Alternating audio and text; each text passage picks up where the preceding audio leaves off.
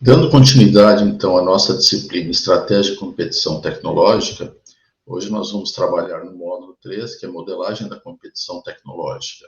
Nesse módulo, o que nós vamos ver? A teoria dos jogos aplicada à competição tecnológica, estratégias de competição, modelos de inovação e difusão tecnológica e barreiras à entrada e proteção tecnológica.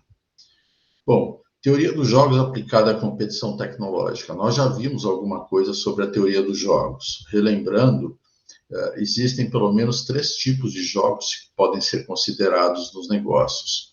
Jogos de soma zero, onde um jogo em que o ganho de um jogador implica na perda equivalente dos outros jogadores. Ou seja, se eu ganho, alguém perde. Se a empresa ganha, as outras perdem. Então, esse é o jogo de soma zero. O jogo cooperativo, que é um jogo em que os jogadores, os players, os concorrentes, as empresas, no nosso caso, podem formar coalizões e negociar acordos para atingir objetivos comuns. Nós vamos ver alguns exemplos, vai ficar mais claro isso, como nós podemos aplicar, então, essa teoria dos jogos, esses tipos de jogos a determinadas situações. E tem também o dilema do prisioneiro, um jogo onde os jogadores podem escolher entre cooperar ou trair, com consequências distintas para cada escolha. Esses são 3 tipos de jogos básicos que existem e que podem ser aplicados para análise e tomada de decisão em situações de competição, de concorrência entre empresas. A teoria dos jogos, então, na competição tecnológica, ela pode ser aplicada, por exemplo, em decisões de investimentos. A teoria dos jogos pode ser usada para modelar decisões de investimentos em tecnologia, por exemplo. Onde é que vale mais a pena eu investir, que tipo de tecnologia eu vou adotar para a minha empresa para poder ganhar mais competitividade, me manter relevante no mercado, me manter a escolha preferencial.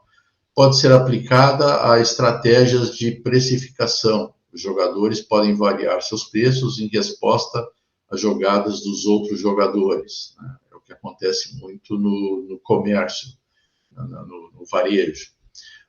Pode ser aplicado também para determinação de volumes de produção, ajustando o volume de produção em resposta ao que os competidores estão fazendo no mercado.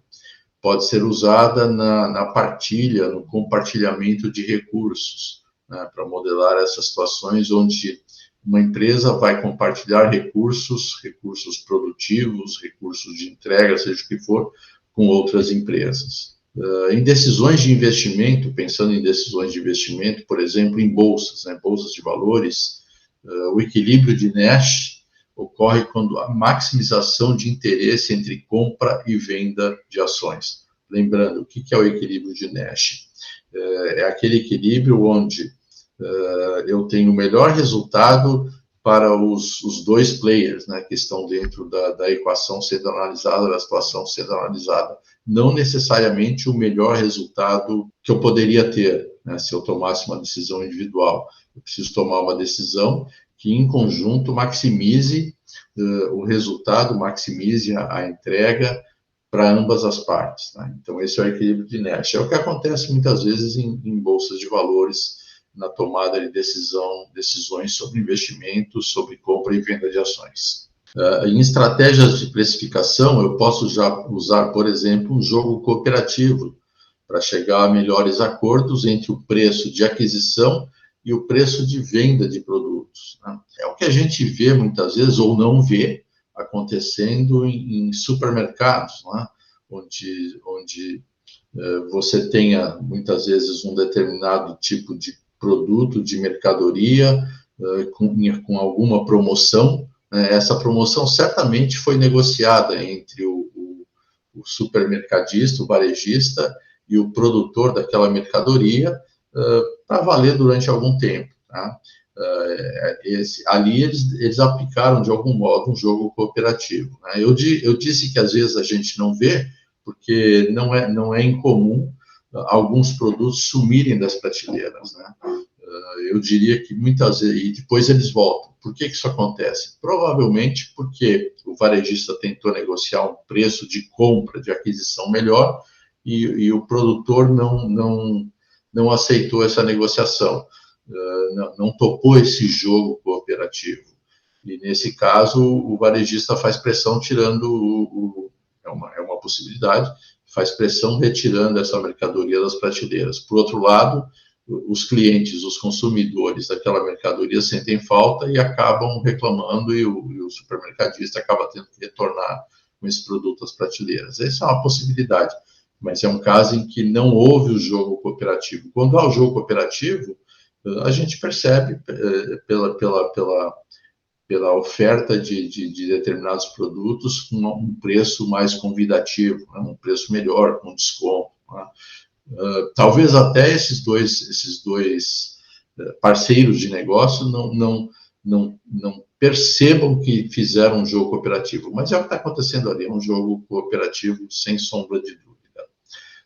Na questão do volume de produção, num jogo de soma zero, volumes de produção podem ser ajustados para inundar o mercado. Um determinado produtor quer ganhar uma fatia maior de mercado, quer ter quase que um monopólio, né, de oferta dos seus produtos, e se ele tem capacidade de fazer isso, se ele tem capacidade para ampliar sua produção, ele pode procurar ampliar sua produção para inundar o mercado com a sua mercadoria, até mexendo eventualmente no preço, oferecendo um preço mais baixo, para ver se consegue ganhar mercado, ganhar market share em cima dos concorrentes.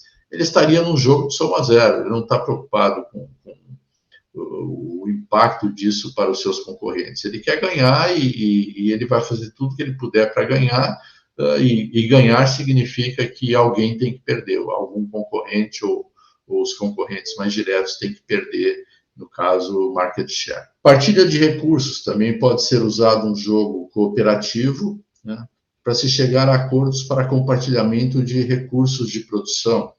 Então, se eu compro de um determinado... É o que acontece muitas vezes em sites de compra coletiva, por exemplo. Né? Existe um fornecedor de um determinado tipo de mercadoria, de matéria-prima, que fornece para um segmento específico, segmento calçadista, por exemplo, né? E eu posso fazer uma compra coletiva, ou seja, eu vou estar, de algum modo, compartilhando recursos de produção daquele fornecedor da matéria-prima com concorrentes meus. Ao fazer a compra coletiva, eu estou compartilhando recursos com concorrentes meus. Mas tudo bem, cada um vai receber uma sua matéria-prima e vai fazer o seu produto, né? Vai produzir o seu produto, vai entregar o seu produto no mercado, com a sua qualidade, ao seu custo, etc.